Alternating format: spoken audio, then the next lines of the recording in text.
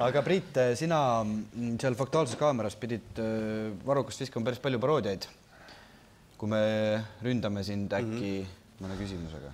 Jaa. Urmas Paet, kuidas siis sellega ikkagi on? Kas te lähete Euroopasse või jääte Eestisse? Koostöös meie paljude heade koostööpartneritega oleme jõudnud otsusele, et praeguses geopoliitilises olukorras vajab Eesti häid ja tugevaid inimesi välispoliitikasse, kellel oleks selge ja tugev poliitiline kreedo. Nii et ma arvan, et sellest johtuvalt on kindlasti kõige parem, kui ma lähen ja teen selle otsuse võimalikult ruttu ära, et kas ma jään Eestisse või ma lähen ikkagi Euroopasse. Aitäh!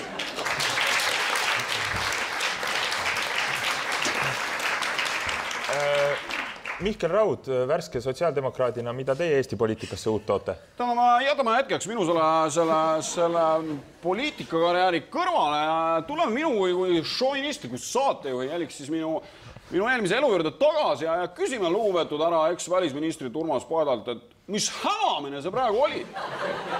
Ma saan aru, need saatejuhid on siin noored, ebakompetentsed, higistavad, plädisevad, plödisevad, kurk kuivab ja kõik mis veel, aga Urmas, küsimus oli väga lihtne.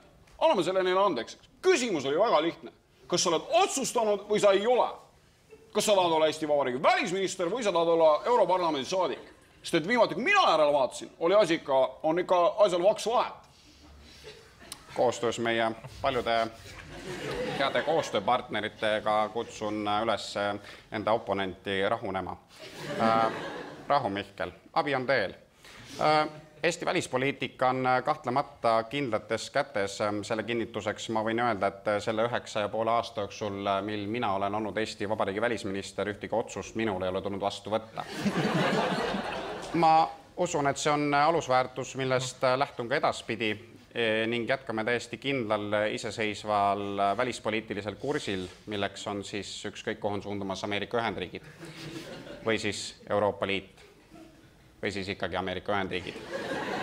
No see oli ikka täielik jama praegu, see oli ikka jama, Urmas, lõpeta ära, kui poliitilised ebakorrektselt väljendada ennast, see oli ikka šaiše, noh. Ma ei ole Edgar Savisaart, tema on parimatel päevadel ka kuulnud rohkem vähem demagoogilist juttu suust väljamas, kui sina siin praegu, kui ta kuskilt Sotsist või Põhja-Koreast mingisuguse sõpruslepingu jälle tagasi tuleb.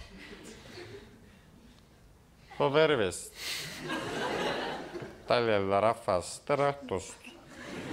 Ma vastaksin endise teleajakirjaniku süüdistustele Tallinna TV kaasabil. Kaamera käib, väga hea.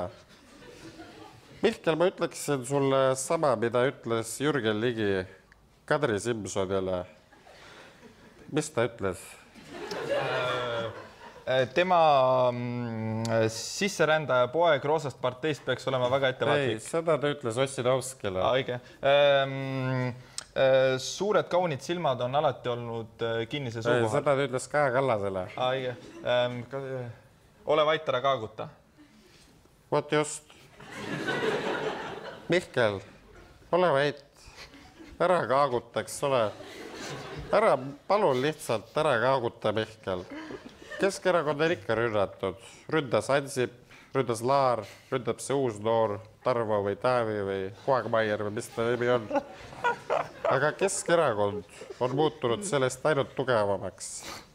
Monika, kutsu Siret, lasta alistab teile joogidele, lasta too mulle tabletid, mul hakkas halb praegu.